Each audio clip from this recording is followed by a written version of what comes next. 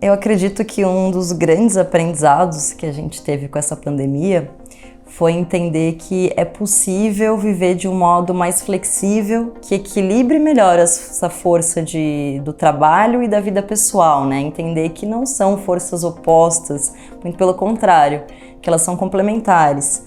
Então, a gente entendeu que é possível fazer uma melhor autogestão para olhar a produtividade, mas ao mesmo tempo ter mais tempo para a família, para o lazer. E eu acho que é bem importante a gente ter o cuidado com a saúde mental nesse contexto, né? Porque no home office a gente acaba tendo um pouco mais de isolamento, isso pode gerar quadros de ansiedade, de depressão. Então eu acho que a gente teve que ser capaz de entender como ser produtivo e ao mesmo tempo manter a nossa saúde mental. Eu acredito também que foi uma oportunidade para a gente encontrar modelos de trabalho mais flexíveis. A gente aprendeu a trabalhar com maior autonomia e responsabilidade, ou seja, a nossa liderança teve que confiar muito mais na gente, né? Mas, ao mesmo tempo, o nosso método de trabalho teve que se adaptar também, né? E aí é entender, às vezes a gente está num espaço ali em casa que é ao mesmo tempo o nosso espaço de trabalho e o espaço de descanso. Isso, num primeiro momento, é muito confuso, né? A gente saber qual que é o momento de eu fazer as minhas pausas, de eu parar após o expediente, e às vezes a gente também não tem uma melhor configuração para trabalhar em casa, tem estímulos, tem outras pessoas trabalhando ali também, então acho que para todo mundo foi esse momento de encontrar um espaço ideal de trabalho, né, que seja produtivo, e ao mesmo tempo ter um espaço na sua casa que você consiga parar, desconectar e descansar. Eu acho que foi um momento também para a gente aprender a valorizar mais as conexões humanas. A gente ficou muito isolado, se afastou muitas vezes de amigos, de parentes, por essa necessidade do isolamento. E aí eu acho que nessa retomada, né, com a pandemia já melhorando esse cenário externo, a gente voltou a se conectar com as pessoas de uma outra forma, valorizando muito mais. Eu acho que isso a gente não pode perder. Todo esse aprendizado de novas formas de trabalhar, de valorizar mais a conexão, eles permanecem, não tem como retroceder, né? Não dá para voltar ao que era. Eu acho que as pessoas e as empresas estão em constante adaptação. Assim como a gente não conseguiu prever que viria uma pandemia, a gente não consegue prever o que vai ser do futuro. Às vezes dá para ter alguma ideia, pensar em tendências, mas a verdade é que tudo pode acontecer. Então o que dá para a gente fazer é desenvolver a capacidade de aprender o tempo todo, de se modificar para responder com agilidade às respostas do mundo. E as tecnologias estão evoluindo cada vez mais, então é muito difícil saber o que esperar e como é que essas tecnologias vão impactar na nossa forma de viver, de se relacionar e de trabalhar. A gente vê, por exemplo, agora o metaverso, né? Ou seja, a questão da realidade virtual se misturando. Cada vez mais a gente vai ver essa fusão do mundo físico e do mundo digital. E isso pode nos levar assim, a novas possibilidades que são até difíceis de imaginar. Eu acho que uma grande tendência é a questão dessa confiança entre pessoas e empresas se solidificar, aumentar cada vez mais.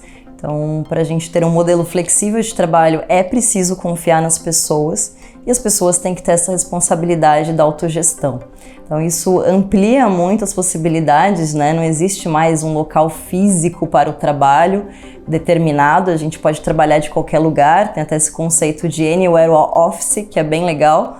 Né? Ou seja, o trabalho em qualquer lugar, isso amplia inclusive as possibilidades de contratação de talentos. A gente pode trazer pessoas de outras cidades, estados e até de outros países.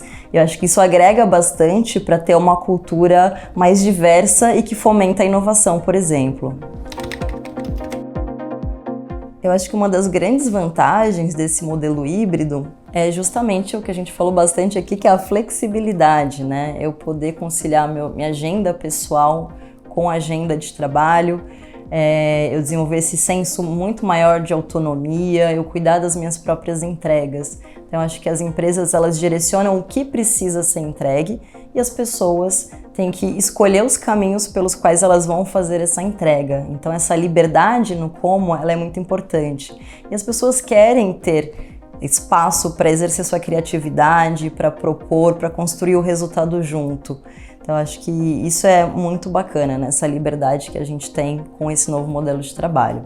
Agora, por outro lado, como a gente já falou também, tem a questão da saúde mental, que é um tema que está super em alta, super preocupante, porque tudo que é em excesso causa desequilíbrio, né? Então, às vezes, o excesso de trabalho, quando a gente vai para o modelo do home office, muitas vezes a gente perde a noção de tempo e começa a invadir o nosso horário, que seria o horário pessoal.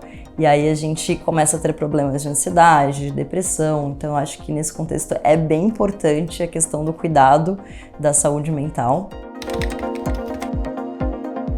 E uma outra questão é a da cultura da empresa, né? Porque quando a gente tem pessoas em vários lugares ali trabalhando de diferentes partes, é um pouco mais difícil manter essa unicidade.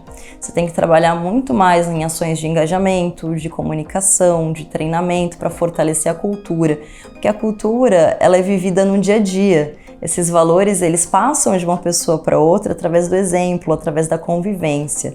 Então, eu acredito muito num equilíbrio, né? Eu gosto bastante do modelo híbrido, porque justamente ele te dá esse equilíbrio entre a convivência para continuar a construção da cultura no dia a dia e também momentos em que você pode se concentrar para fazer tarefas mais analíticas, né? Eu acho que é o melhor de tudo, você consegue ter alta produtividade e ao mesmo tempo manter uma cultura forte.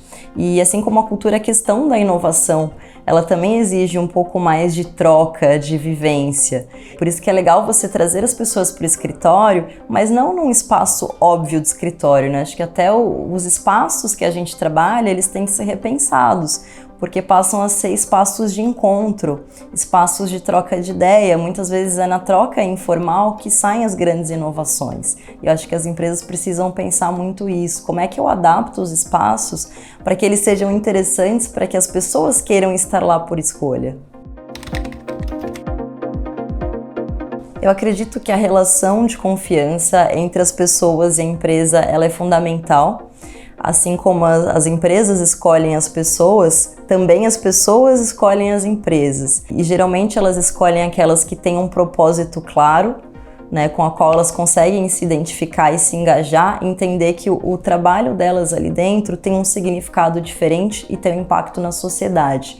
Então, cada vez mais as empresas são cobradas para se posicionar sobre os debates relevantes que estão acontecendo na sociedade. Não dá mais para ser isento, as pessoas escolhem empresas e marcas fortes que contribuem de fato para o impacto social e para transformações necessárias.